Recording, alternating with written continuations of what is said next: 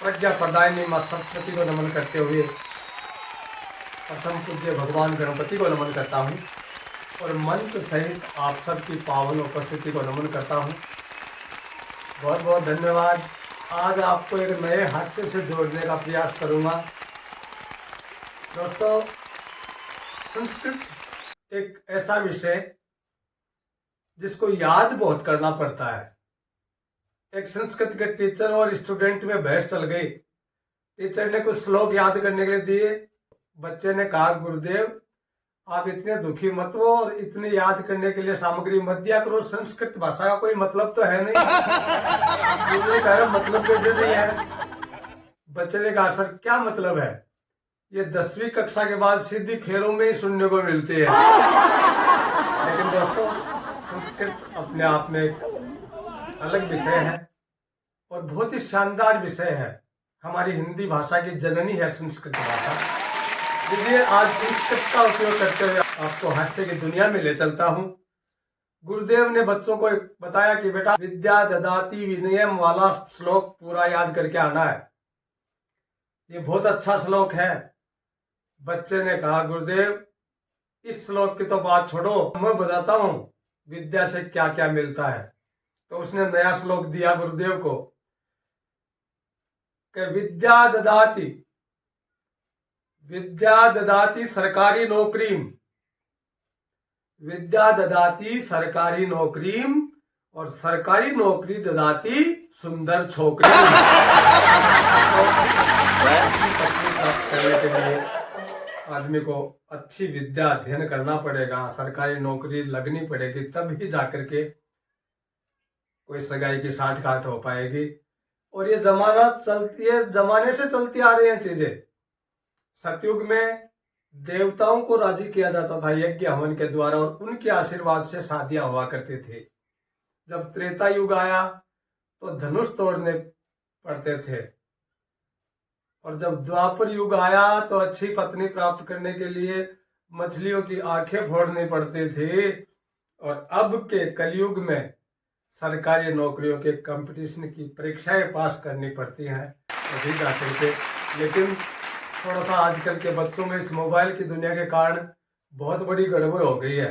पुराने जमाने का एक श्लोक मुझे याद आ रहा है कि अच्छे विद्यार्थी कौन से होते हैं कि काक चेष्टा स्वान निद्रा बको ध्यानम तथैव च, गृह त्यागी अल्पाहारी विद्यार्थी पंच लक्षणम। ये 5 लक्षण अच्छे विद्यार्थी के लक्षण बताए जाते थे।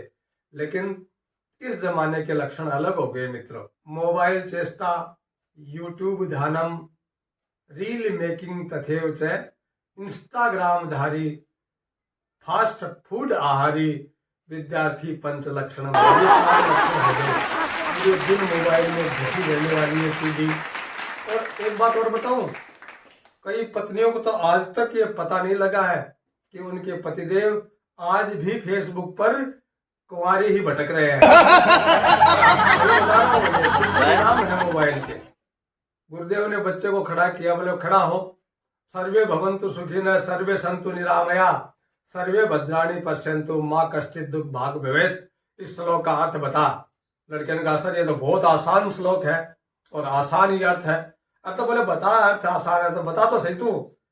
बोले सर, सर्वे भवन्तु सुखिनः, सर्वे से पता चला है कि इस भव सागर में कोई सुखी नहीं है। सर्वे भवन्तु सुखिनः सर्वे सन्तु निरामयाः, और सभी संतों ने कहा है, नीर मानी पानी और मय मानी शराब, सभी संतों ने कहा है कि शराब पानी में मिलाकर ही पीनी चाहिए, अकेली नहीं पीनी चाहिए। सर्वे भवन्तु सुखिनः सर्वे सन्तु निरामया सर्वे भद्राणि पश्यतु माँ। सभी भद्र पुरुष इसी अड़ंगे में फंसे पड़े हैं। माँ कश्चित् भाग भवेत्। हे माँ, अब आप भी बताओ, मैं भी भाग के जाऊं तो कहाँ जाऊं? के काम होने लगे संस्कृत के प्रति। एक वो अमेरिका में भाग के चला गया और वहां पे नौकरी लग गई उसकी ऑफिस में। अचानक एक दिन ऑफिस में उसके हार्ट अटैक आ गया।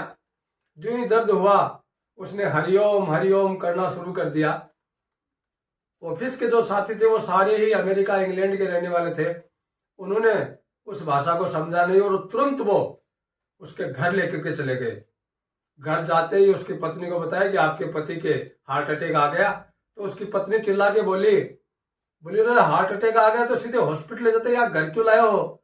तो उन्होंने इंग्लिश में जवाब दिया कि मैडम, जब से इनकी पीड़ा हुई तब से ये तो हरि ओम यानी कि जल्दी घर चलो कह रहे थे। हरि ओम वो हरि ओम समझे हरि ओम को। इस दुनियादारी के दस्तूर ऐसे देखने को मिल जाते हैं कि हास्य पैदा हो जाता है जब कुंवारे के घर पे लिखा मिल जाता है स्वीट होम और शादीशुदा के घर पे लिखा मिलता है ओम शांति ओम शांति।